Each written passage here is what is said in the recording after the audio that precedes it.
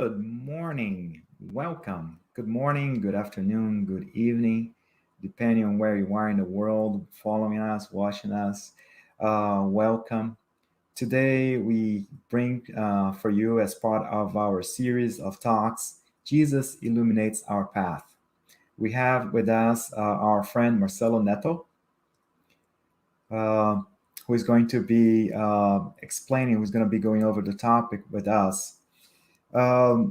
Marcelo, are you? Hey, Marcelo, how are you doing, sir? How are you, my friend? How are you? Good morning to you, Glossio, and to all the gentlemen and ladies that join us in this morning. Thank you very much for this invitation. I really like this topic. Jesus illuminates our path.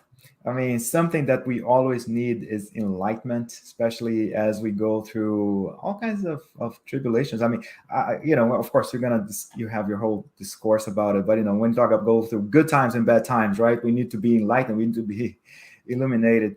Hey, Marcelo, let me talk a little bit about you. Let me introduce you here. So you hold a bachelor's in mechanical engineering. That's quite fascinating.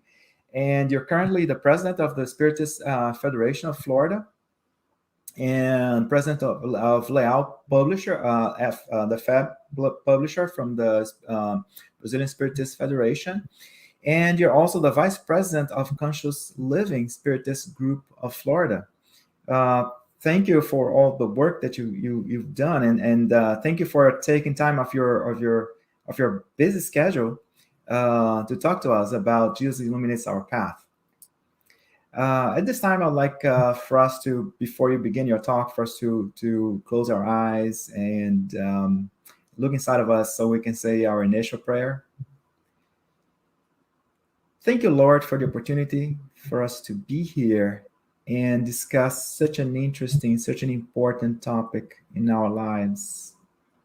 Open our minds, and especially our hearts, so that we can assimilate the knowledge that Marcelo is going to bring to us, but especially give us strength, give us wisdom, so we can apply the little things that we've been learning, apply all the knowledge that Spiritism has been provided to us in our decisions as we go through our trials and tribulations, and also as we go through our good times. Bless us, guide us, and illuminate our lecture this morning so he can bring us the message that we all need. So be it. Marcelo, welcome once again, and sir, you have the floor. Thank you very much, Glossio. Once again, it's a pleasure to be here, joining in this series of talks promoted by the United States Spiritist Federation. It's a great joy, it's a great honor to be here. Jesus illuminates our path. We have achieved great technological advancements, yet stagger behind on the aspect of the emotional being. People have a hard time dealing with their feelings and emotions, or better yet, deciphering what is what when it comes to their hearts and longings for the souls. Perhaps this is why the World Health Organization has released several reports and findings related to depression, as if a contagious virus is infecting people all around the world by the masses. Suicide numbers are growing by the second at an alarming rate, especially in thriving countries. The World Health Organization reports that nearly, and this is a rough number, it's not exactly precise because data, it's difficult to find everything, but that reports that nearly 800,000 people die worldwide each year from suicide, which is about one person every 40 seconds, if you do the math.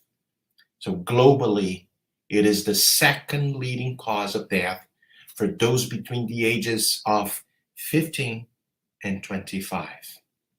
So it seems as if while we advance in one area, another one is not addressed, such as our connection with the Creator. The spirit evolves utilizing two wings, if we can say, the moral one and the intellectual one. There's one question on the Spirit's book, the question 780, that I'm going to show a slide and we're going to read it together. When Allan Kardec asked, does moral progress always follow intellectual progress? And the good spirits, the benevolent spirits answered Kardec, it is its consequence, but it does not always follow it immediately. But Kardec is very inquisitive. He asked again on the following question, how can intellectual progress lead to moral progress? By making good and evil understandable.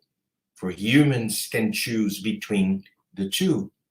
The development of free will follows the development of intelligence and increases the response of humans for their acts.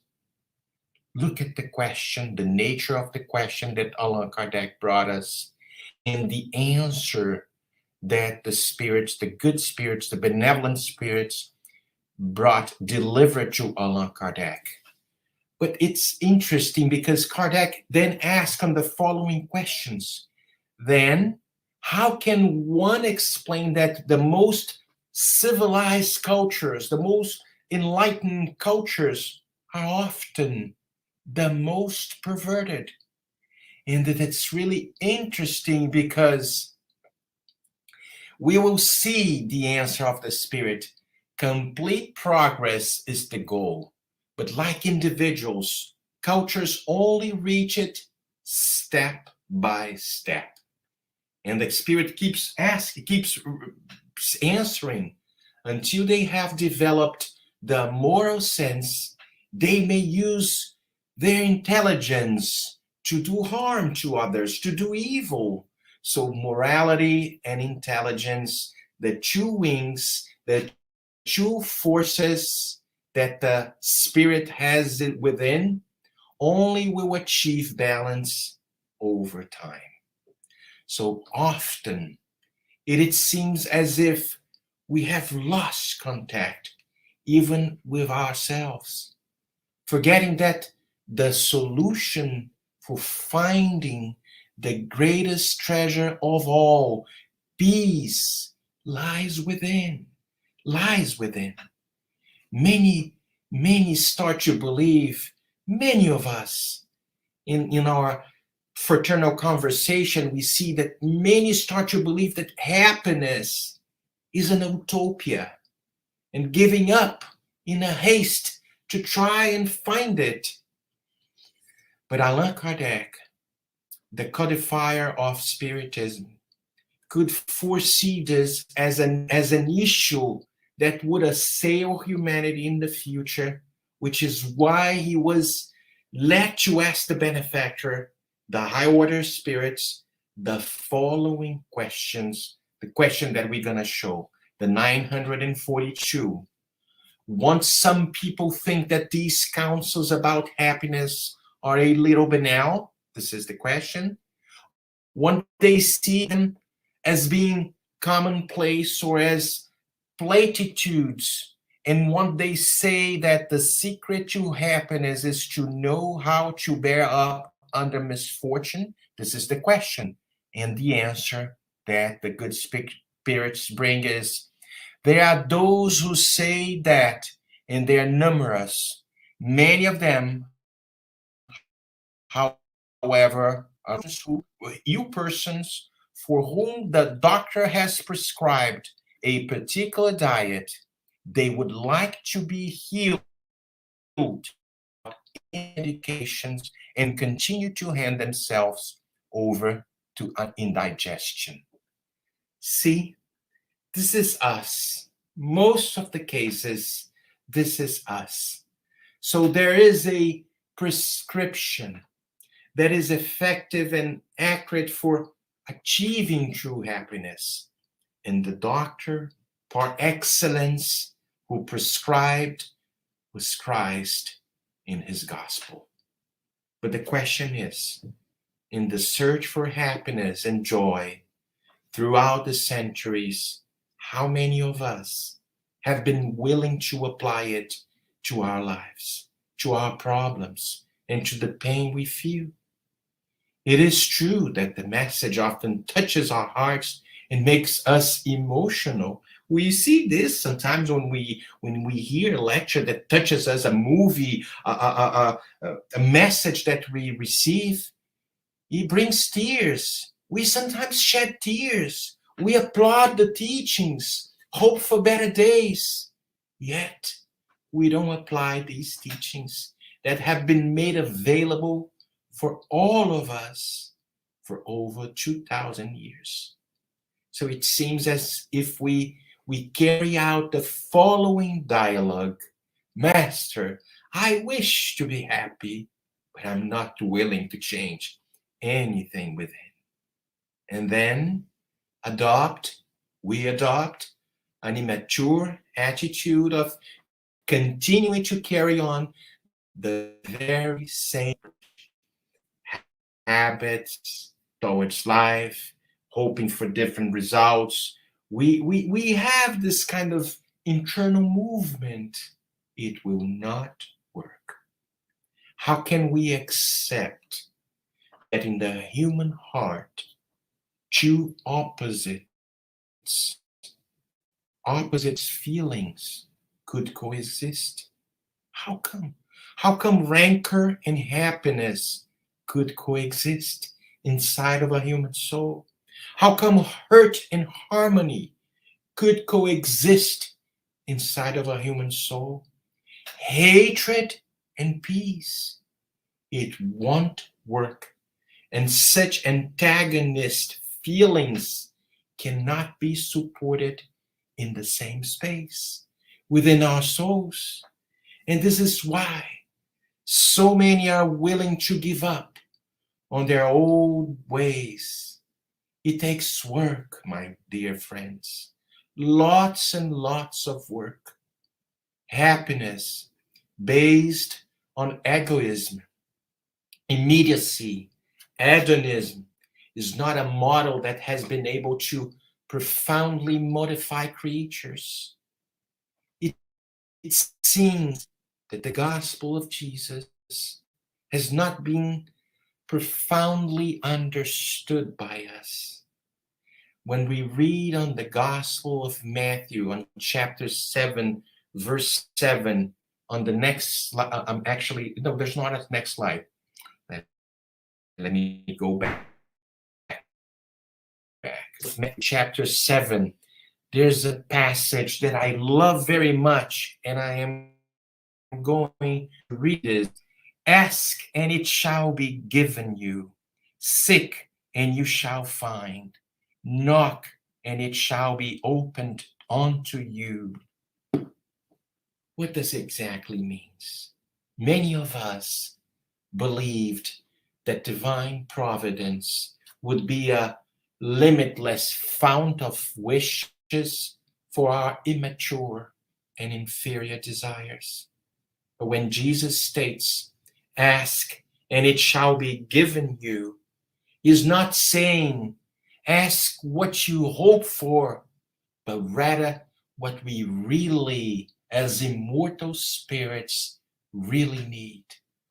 Courage to face difficulties, strength to overcome ourselves, overcomes the old man that lies within, still lies within, allowing for space for the new man, for the new human being to grow.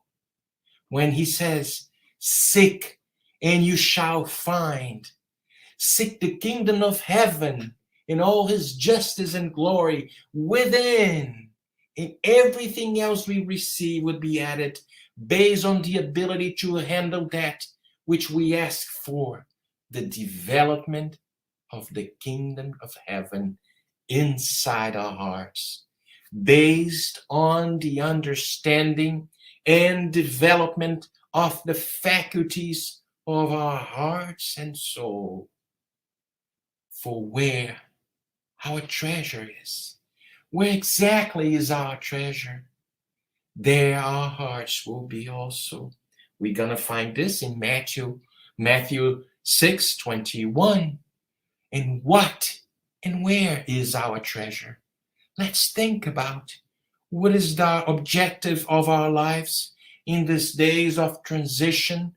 We have too many circumstances surrounding our lives. But what is exactly the objective of my life, since I understand that I'm going to have several lifetimes and the pursuing of happiness lies within, and it's going to be up to me to speed up this process. So it's not this physical, this heaven, it's not a physical location. This should not come as a surprise, for we already understand that we are immortal beings. And this physical life, as we mentioned before, is simply temporarily. That we have reincarnated to develop those wholesome virtues, to develop these virtues. The next slide, we will see when Kardec asked on question 132, what is the purpose of incarnation of spirits? And the spirits answered, God imposes incarnation for the purpose of leading spirits to perfection. And then we go back to the passage of Matthew, knock and it shall be open unto you. Once we have satisfied the first two phases of this passage, the doors towards the kingdom of peace will be open. Peace as understood by Christ in this revolutionary teaching that we're going to see in the next slide on John 14:27. Peace I leave with you, my peace I give unto you. Not as the world giveth, give I unto you. Let not your heart be troubled, neither let it be afraid. So there's a huge difference between the peace of the world and the peace Christ offers to all of us. There comes a moment in our lives where we question if everything we have sought in life externally offer us the peace we hope for within. If you have, for example, read Paul and Stephen, this wonderful book, or have studied about Paul of Tarsus' trajectory, you will perhaps agree with me that just like Paul, we will all reach our road of Damascus. Perhaps we already have. It is the road that offers us the secure way towards a change, the road proposed by Christ, based on his gospel of love, not gospel of hatred. No, not at all. There are additional passages that talk about the kingdom of heaven, that we can extract other profound teachings. Let's go to the next slide. Blessed are they who weep, for they shall be comforted. Blessed are they who hunger and thirst for righteousness, for they shall be filled. Blessed are they who suffer persecution because of righteousness, for the kingdom of heaven is theirs. This we are going to find in Matthew 5, 4, 6, and 10. So let's stop a second and reflect on these lessons. This is where Spiritism comes in and offer us that gateway towards the understanding of what he means. Without certainty about the future, these maxims would be simply nonsense. Even more, they would be a falsehood. But then you may ask, I know we have questions like that all the time, but why do some suffer more than others? Why are some born into poverty and others into opulence without having done anything to justify such a position? Why does nothing ever work out for some? Why everything seems to smile on others? But what is even harder to grasp is seeing benefits and misfortunes so unequally divided between vice and virtue. Seeing virtuous people suffer alongside and the wicked ones who prosper. So faith in the future might offer us consolation and lead to patience, but it does not explain these anomalies, which of course appear to belittle God's justice. We know this, that if this simple way of saying it seems to appear like to belittle God's justice. But the vicissitudes of life are two types, and this is what Spiritism brings us. Or if we prefer to mention, they have two different sources that are very important for us to differentiate. Some have their causes in the present life, in this lifetime, others outside of this lifetime. On searching for the source of earthly misfortunes, it will be realized that many are the natural consequence of the character and behavior of those who bear them. Let's pay attention to us. How many of us fail due to our own fault? How many of us are victims of our own imprudence, our pride, our ambition? How many of us ruin ourselves for the lack of discipline or perseverance, for wrong conduct, or not having limited our desires?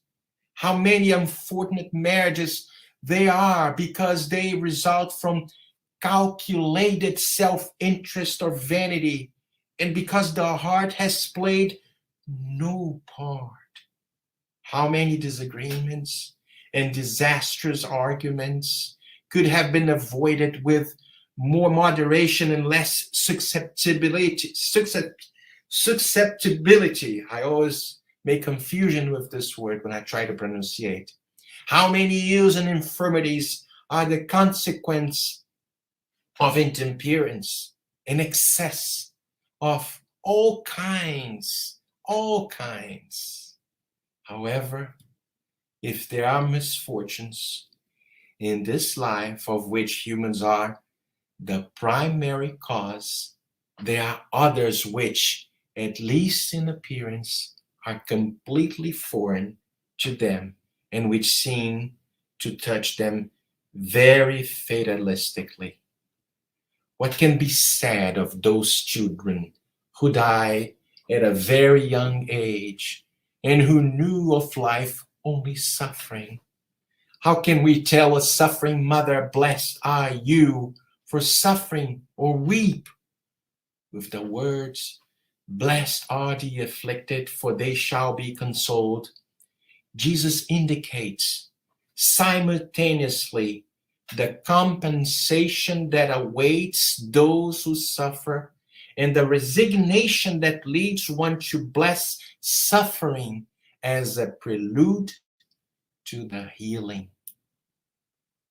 Another passage and another slide that we'd like to read together on the Gospel according to Spiritism that brings us, and these pains, if borne patiently while you are on earth, will save you from centuries of suffering in the future life. Upon re-entering the world of spirits, humans are like laborers who show up on payday. To some, the Lord will say, "Here is your pay for the days you worked." To others, the fortunate ones of earth, those who lived in idleness, who placed their happiness in the satisfactions of self-centeredness and in worldly pleasures, he will say, "Nothing is owed to you, since you receive your pay while on earth. Go and begin your task again." For those who see only corporeal life, pain seems unending to them, and it presses on them with all its weight.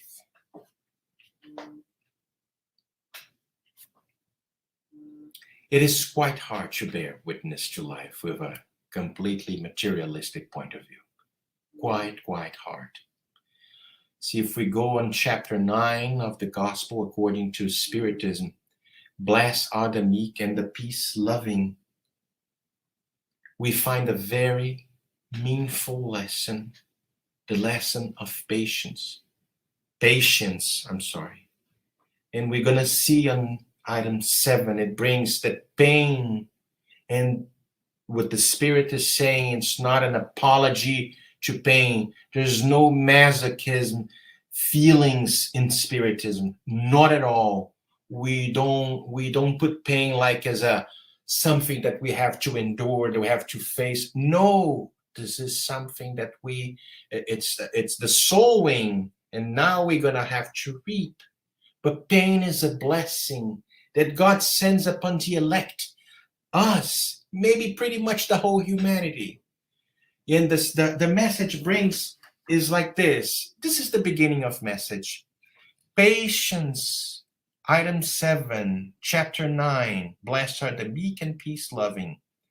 Pain is a blessing that God sends upon the elect. Therefore, do not become troubled when you suffer. Instead, bless Almighty God, who through the pain of this world has marked you out for glory in heaven. Be patient. Patience, too, is a form of charity, and you must practice the law of charity taught by Christ, the envoy of God. The Spirit friend who writes this message, who has walked our steps and know it is not easy, offer us the following message that we are going to read together. Life is difficult, I know. It is composed of 1,000 nothings, which are pinpricks that end up hurting us. But we must consider the duties imposed on us, the consolations and compensations we receive in return. And then we will see that the blessings are more numerous than the sorrows. The burden seems less heavy when we look to heaven than when our brow is bent towards the ground. Courage, my friends. Christ is your model, is our model, who signed this message, a Spirit friend. This message was received in Havre, is a city of France, in 1862. Are we on our road to Damascus, towards to Damascus? This is the question that I ask myself every single day. Or perhaps we have chosen another road. This is a question that I'm asking, I'm posing to you, and I'm asking to myself. When Saul of Tarsus, before becoming Paul of Tarsus, loses his eyesight, we learn about a very deep message behind it. That the vision was now inwards, no longer directed towards external aspects of life. We find that the peace of the world can often be compared to a stagnant body of water. It seems peaceful on the surface, but deep within, it is murky and sometimes very, very deplorable. It is not one where we can dive deep and see, or better yet, engulf ourselves in the peace proposed by Christ. It's completely different. How much energy do we use trying to control everything and even everyone? Trying to play God, believing to be in control of everything. We don't have this power. As if exterior factors held the happiness and joy we seek. The peace proposed by Christ is that of a serene conscience, of the certainty that everything is according to God's will and guided by divine laws. It is found in the faith in the future life and God's benevolence and justice, this infinite justice.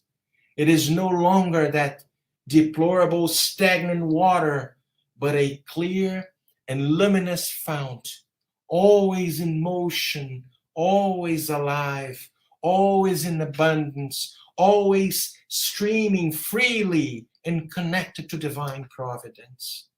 The peace we find with Jesus' teachings and lessons is aligned with our awareness of the need to change within, of finding oneself in the good fight. When Paul of Tarsus stated, "I have fought the good fight, I have finished the race, I have kept the faith."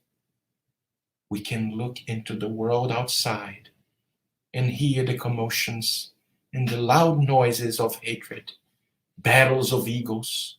Yet, inside, we hear the calm waters of peace, reminding us that the battle is not out there, is within. Leon Denis states that the secret for happiness is found in the construction of the better self, an investment made on our behalf, where we are no longer enslaved by exterior motives, but rather free to develop and cultivate the virtues within. Another great lesson that we can share with you guys is also contained in the Gospel of Matthew on chapter 13. It's on verse 47 to 52. And I put this aside so we can read it together. The parable of net. Once again, the kingdom of heaven is like a net that was cast into the sea and caught all kinds of fish. When it was full, the fisherman, pulled it ashore. Then they sat down and sorted the good fish into containers, but threw the bad fish away. Every single day, we find ourselves on our boat. We fish daily. We fish emotions. We find challenges. We find disagreements, ideals, thoughts. We fish all kinds of sentiments. But at the end of the day, how many of us reserve some time to sort the good fish from the spoiled one? Do we conduct at the end of the day mental hygiene as much as we are aware of the need to conduct a normal body hygiene? Because we cannot fight the good battle when we keep the symbolic catch of the day, hatred, resentment, hurt, complications, etc. You name it. That's why when St. Augustine brought us the recipe for joy, found in his answer to question 919A of the Spirit's book, when Kardec asked, give me a practical way to sort out this kind of, how can we better ourselves? Is there like a practical way for us to do this movement? And St. Augustine bring us the answer. Let me read it for you. This is St. Augustine stating, do what I used to do when I was living on earth. At the end of each day, I examined my conscience, reviewed what I had done, and asked myself whether or not I had failed to fulfill some duty, and whether or not anyone might have had reason to complain about me.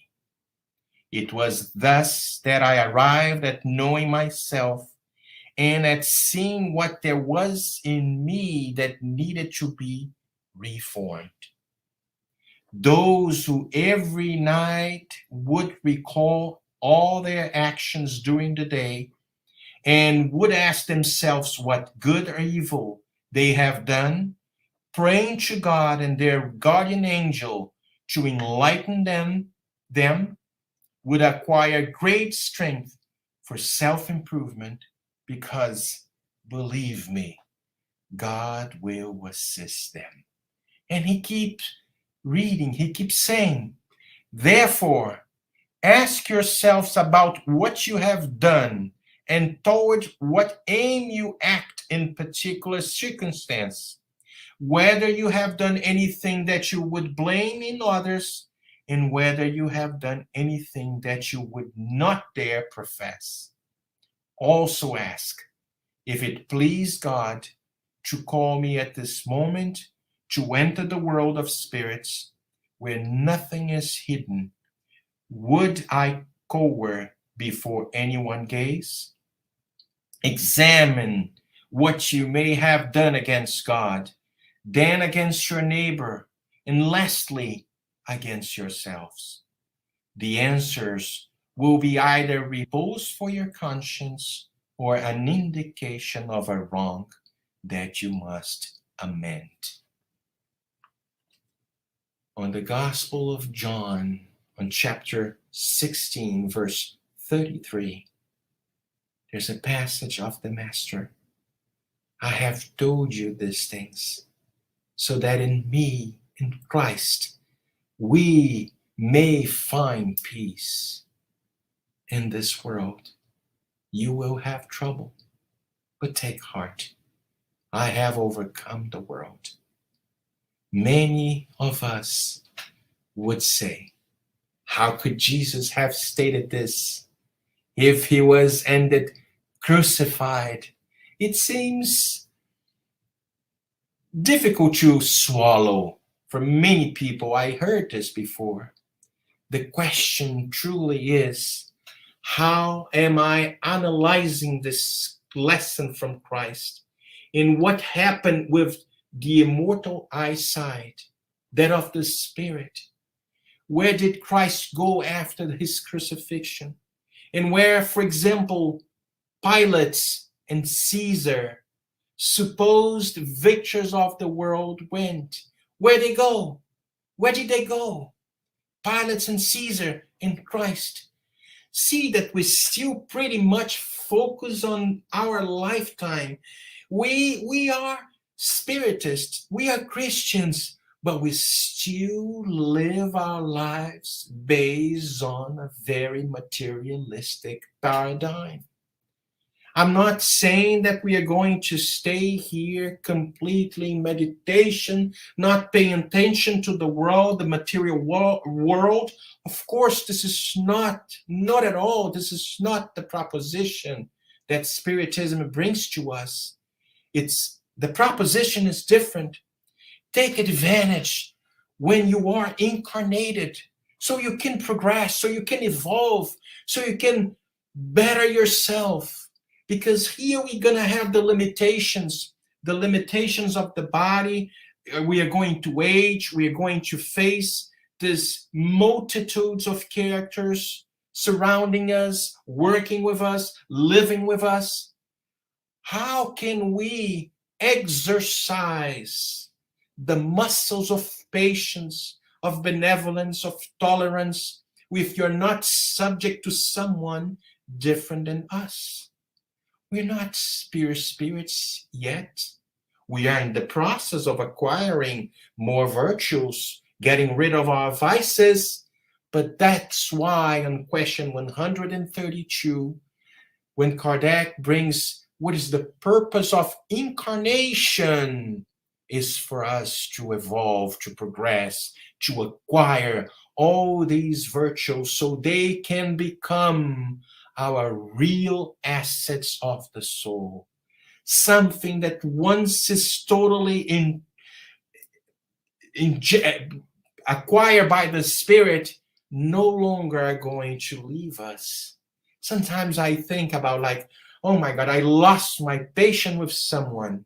It means I never had patience before, because if I have this virtue called patience, I would never lose it. So we are in the several lessons to be subject to circumstances, to situations that force me is not exactly the word that I would like to say, that subjects us to acquire patience, sometimes benevolence, so I can forgive the offenses, so I can find and reach a better position, and to understand the purpose of life. How many people discarnate and leave the physical world in the condition of apparent conquerors of the world, the material world, and arrived in the spirit world as failed spirit beings. How many others leave this world in the apparent condition of losers and enter the spirit world in the condition of illuminated beings?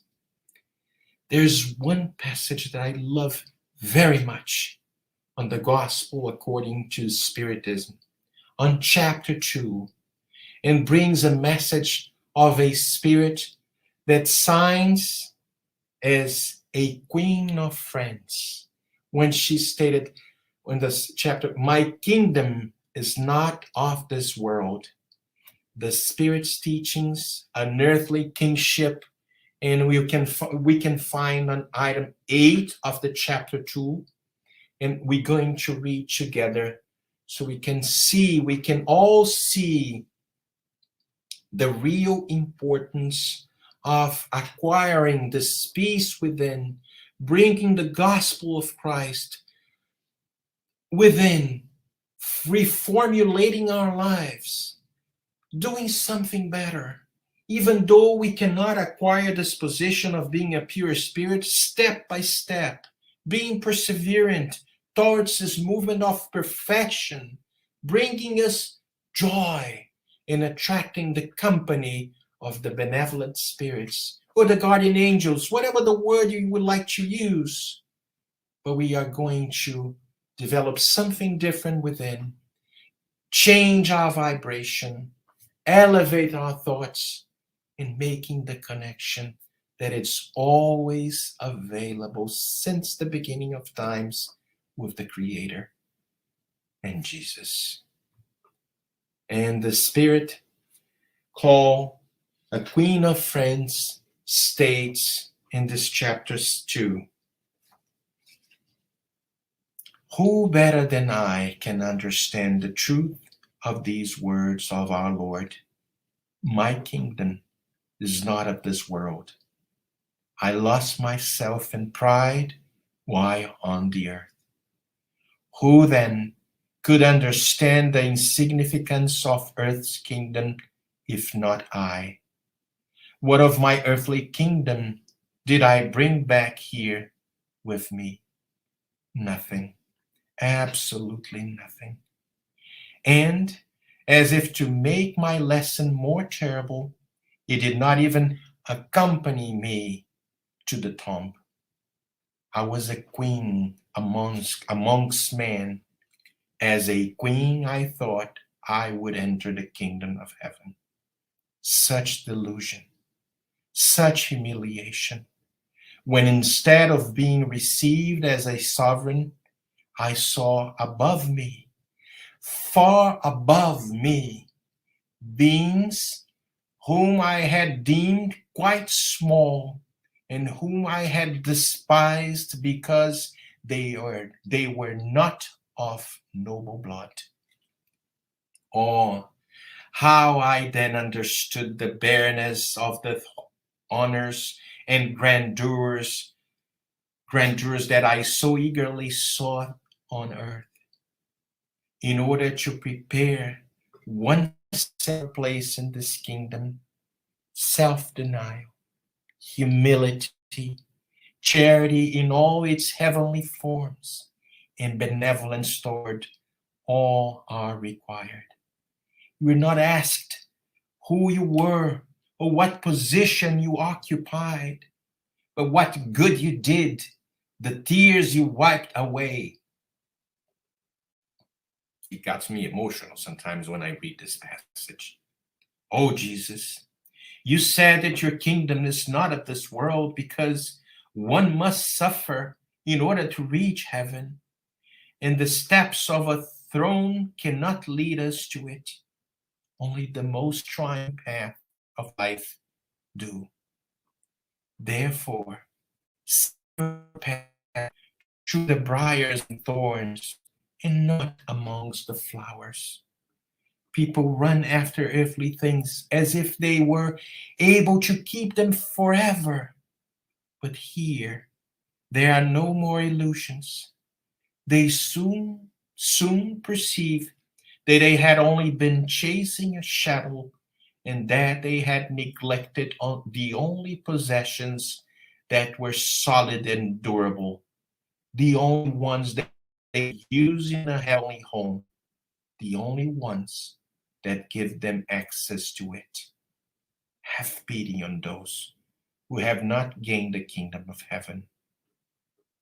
Help them with your prayers, for prayer brings people closer to the Most High. It is the link of union between heaven and earth. Do not forget that, and sign a queen of friends. True virtues are often established based on how we interrelate with others, being patient, being tolerant, and forgiving the offenses. This is why pain and tribulations are blessings if we know how to take advantage of them. There's no doubt that Christ is with us. The question that I am posing today is, are we with him? Are we with him? Meaning in harmony with divine laws, because according to the benevolent spirits, we are only unhappy when we distance ourselves from these laws. Genuine peace resides in understanding that this is fruit of the heart, a heart completely aligned with the greater love. Love is patient, love is kind, love is tolerant, and charity and love your neighbor is the maxims that we can always repeat to ourselves. And let's pay attention. If we are truly being charitable towards our dear brothers and sisters, benevolence towards everyone, indulgence towards the imperfections of others, and forgiveness of offenses. I know it sounds sometimes very simple to say things like that. It sounds that the one that they are speaking to you have achieved like a level of understanding and is like in a state of purification. Not at all. I am in the same level of each and every one of you, struggling sometimes, but facing moments of happiness from time to time, and always trying to construct, to build within the sentiments that connects us with the Heavenly Father and towards our older brother, our master and guide, Jesus, because he is proposing us a revolution inside of our hearts, a complete revolution that will change the face of humanity. And I'm not talking about like for us to this religion or that religion, spiritism, are going to open our doors to make connections with the other creeds. And we will understand that only together, loving one another, we are going to achieve true happiness in the face of the earth. I have told you these things so that in me you may have peace, said Jesus once. In this world, we all are going to have trouble. But he said, take heart. I have overcome the world. And he's inviting us to overcome the world, not the world outside. The world outside will be the consequence of the transformation of this man, of this woman, or the humanity. Let's try to do small things. No, let's be courageous, because the small things, which is transforming the world within, are going to little by little transform the rest of humanity. This is what I would like to say. I thank you so much for this opportunity, and I thank you, the Spiritist Federation, or the United States Spiritist Federation, for this blessing moment in this blessed Saturday. Thank you very much. Marcelo, thank you. I really enjoyed your lecture. I liked all the passages from the gospel, not only from the gospel according to Spiritism, but also from the New Testament. I like the reference that you made about the fish net parable. It's just like that, right? I mean, you never know. We're surrounded by good fish and fish which is not so good. So according to the parable, when you see the bad fish, you're supposed to throw it in the fire. So there's all this negative energy, negativity, and it's up to me to select. So thank you for such an interesting, enlightening lecture. We have some questions here, so we'd like to hear your input.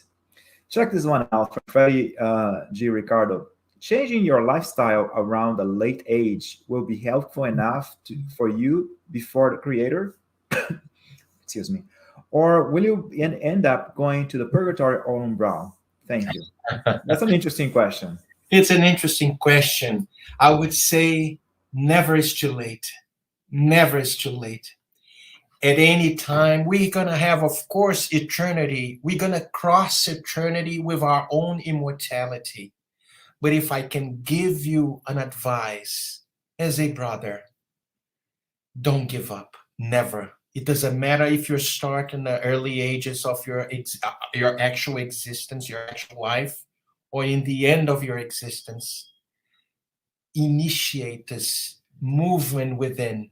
And I am sure, because intentions, if your true intentions is to modify yourselves, I'm for sure you will find the joy of the benevolent spirits that are going to guide you for a new phase in life. But be courageous. Take the first step. Take the first step. It doesn't matter if it's you have 100 years old or you have 1 year old. Excellent. Thank you. Thank you for highlighting that we're immortal souls. So, whatever, doesn't matter. There's never a late stage in our physical life because we have eternity to progress. Yes. And we carry our lessons with us. Yes. Absolutely. Absolutely. Here's one next question. How should we deal with the religious intolerance that we are seeing nowadays? Very interesting question. In this country and around the world. This is something that it constantly comes to us in nowadays of dissensions, paradoxical ideas, polarization. We cannot change outside. We have to work within. The result of outside will be the result of the transformation that we have within. Can you imagine if we go back in time 2,000 years ago, when Jesus was about to be in prison and Peter got the sword and cut Malcolm's ear, what Jesus says? Don't do this. He said something else. I'm going to put something more like simple. What does it mean with when Jesus gave us this kind of advice, gave this advice to Peter? Because the Pharisees had another idea about this kingdom of heaven, but Jesus was bringing something completely different. Was in a certain way some kind of intolerance among the new ideas that Jesus was bringing to the humanity and the old ideas. But Jesus did not change the way that he preached. He said to Peter, no, nothing related to violence. So if outside we see this religious intolerance, this is outside. Be you the change that you want to see in the rest of the world. Remember St. Francis of Assisi when he asked Jesus, Lord, make me an instrument of your peace. And let's try to work diligently inside of this inner transformation, because outside, of course, we're going to face things like that. But what we're going to do, we're going to find affinity with the discrepancies, the craziness outside, or you're going to try to work out in this spiritual muscles that for a long time has been like lacking for working out. Do your work within, and the rest is the rest. It's not like maybe the best explanation, but I hope the gentleman or the lady that asked this question understand, because we are going to find nowadays in this world, in these times of transition, this kind of situations very, very often. I think you answered quite well, to be honest. Next one.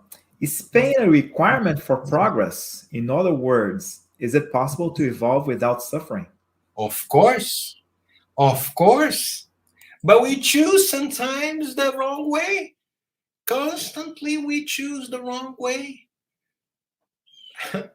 We are sowing for so many centuries situations, problems, death, so many complications. It's natural for us to reap what we have been sowing during the course of our existence, our immortal existence, because this is exactly the law of cause and effect. Well, we are engineers, yeah? You are an engineer too, yeah? Every effect has a cause. If the cause is good, of course, the effect will be good. But if the cause is wrong, is complicated, is evil, we're going to have to reap exactly what we've been sowing during the course of our existence. But there's something else. Let's assume that we did something really, really bad. Love covers a multitude of sins. This was the first letter that Peter sent to the apostles and many other communities. Love covers a multitude of sins. What does it mean? It means like we can neutralize in a certain way maybe the pain, maybe the effect that we've been sowing during the course of our existence, through love, through charity, indulgence, benevolence, forgiving of the offenses.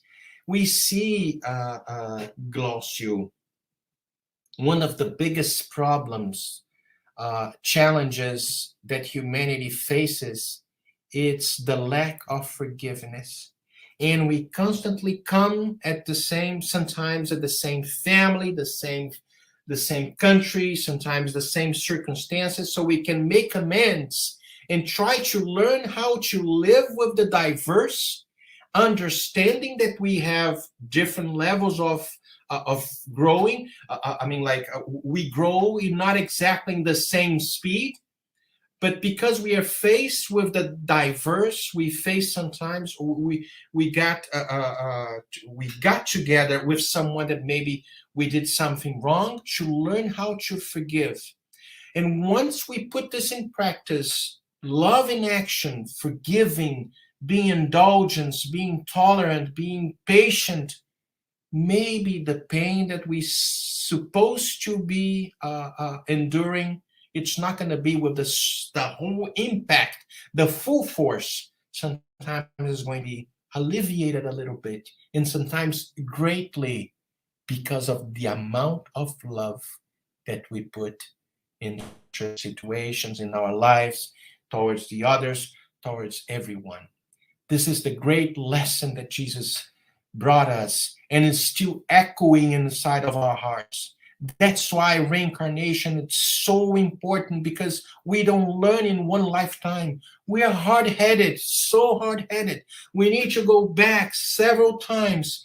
Now, Marcelo, let's try to exercise patience. Okay, next life, let's exercising tolerance. Let's exercise all kind of virtues, little by little. We cannot go from kindergarten to the PhD graduation. That's not, doesn't exist such a thing. Step by step, life after life, and we will acquire this. Thank you. Thanks for providing such an explanation that is actually very, very optimistic, very upbeat. Thank you. We have to be. We have to. I think we have our last question coming up. The world of the regeneration will be amongst us when the gospel is present in all households. What about those places that don't even know the gospel even exists, or that don't recognize, accept Jesus? See, once more, we are focusing in one lifetime. We are going to reincarnate. Even though if we don't know Jesus in one, for example, country, we have reincarnation. We might be subject to the teachings of Jesus that comprise this love, this infinite love, in another lifetime. But there's something else, because we have this feeling about no, the gospel of Jesus in the format that we understand has to be the one that drives the whole humanity. What is the gospel of Jesus? There's one thing that I would like to read, and this is something that it's really, really important. Let me get this.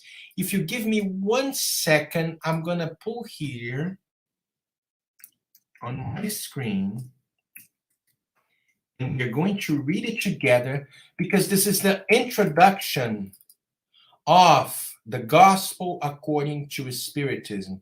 Let me put it for you so we can read together exactly this. Look what Allan Kardec brings us. It's over here. Introduction, the objective of this work. It's on the first chapter of the Gospel according to Spiritism.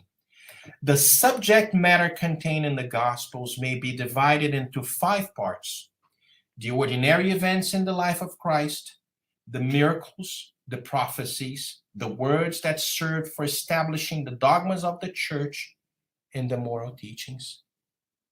Although the first 4 have been the object of controversy, the last, the moral part, the last, has remained unassailable. Before this divine code, this belief itself bows down.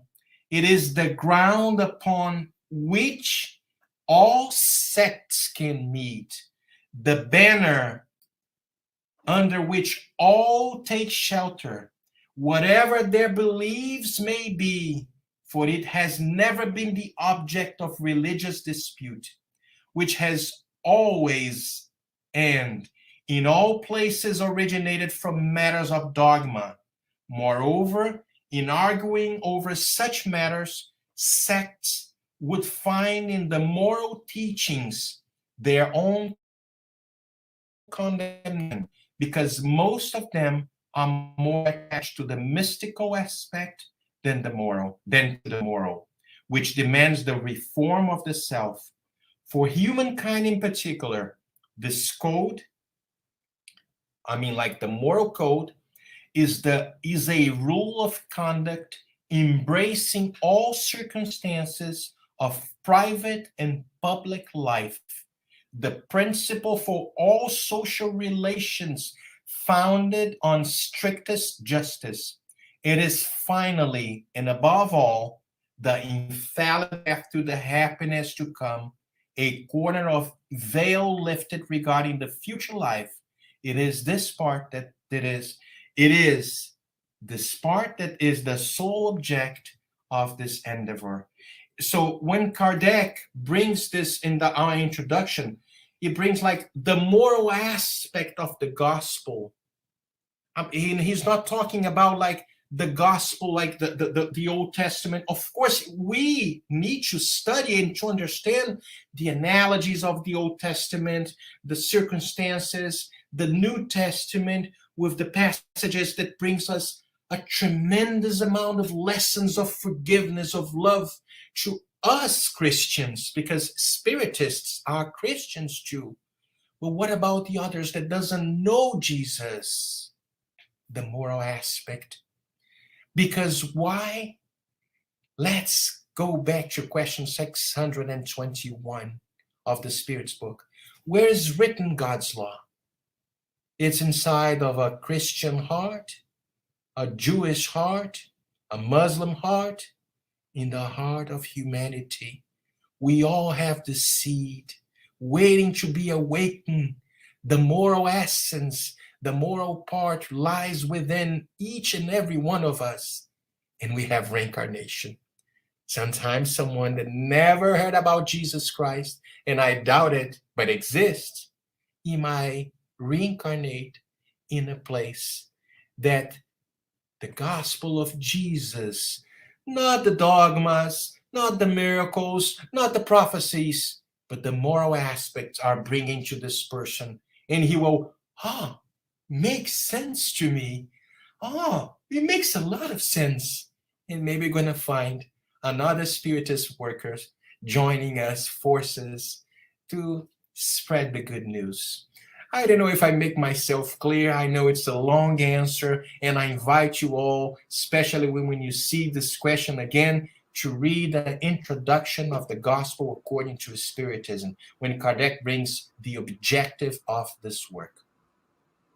Quite interesting as well, because he always talks about the predecessors of Jesus, Mm-hmm. all those spirits that came and who brought a messages that were preparing us. Yes. So I really like part of the explanation, the fact that we might reincarnate in any different culture, any different nation, but the bottom line is the moral behavior. Is the law of God in our conscience. Thank you, Marcelo. I think we are done with our questions. Okay. So next time. Thank you. Donna, thank you for being with us. So next time we're going to have Alturi. He's going to be talking about facing adversity. That's our lecture for the 30th for next week. So stay tuned for our series of lectures. That's the next one. So, Marcelo, we would like you so much to say the final prayer for us. But before that, do you have any closing comments? Also, if there are any particular projects that Leal Publishing or the Spiritist Federation is working on and you'd like to highlight, please, this is your time. Thank you very much. Well, we have a few books on the pipeline still waiting to be launched. released. And very soon we will see like another titles. And I see the Spiritist Federation of the United States Spiritist Federation is working a great job to promoting these videos. Like these lectures on the Saturday. This is material that stays there. I know sometimes people don't have time, too many lives, too many meetings, like because in this different times of humanity. But I thank you so much for allowing me to be here, sharing a few ideas. I saw other lectures, wonderful lectures, way much better than mine. But I'm glad and very honored to be part of this movement, the movement of spreading the good news in this beautiful country that we reside in, this present incarnation, United States of America. Thank you, thank you, Glaucio, thank you, Jussara, thank you, João, thank you, Danielle, Tanya, and all the directors of the United States Spiritist Federation. It was a true honor, it was a true blessing. Thank you very much. Could you be so kind to say the final prayer for us? Yes, yes.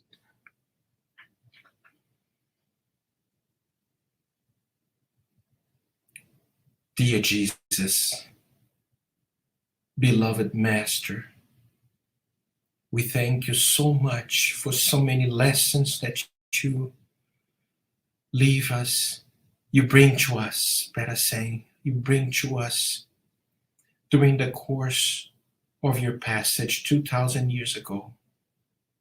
All these messages still echoing inside of our hearts. And sometimes we struggle to put all of that in practice.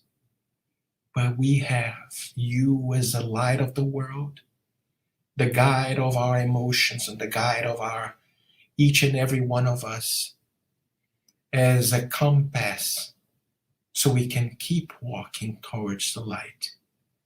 Never forgets us, dear Jesus. Never forget us. We know that you don't forget us.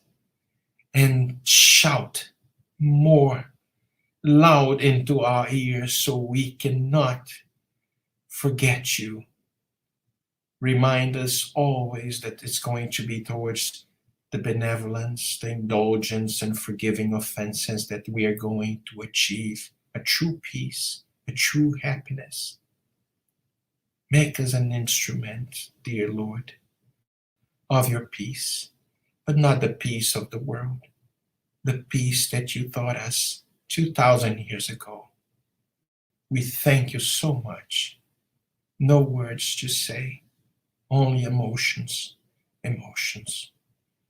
We ask you to bless this federation, the United States Spiritist Federation, its directors, its work, and bringing peace to each and every one of us so we can, little by little, can achieve a better position to one day be called ourselves to someone that really, really follows you.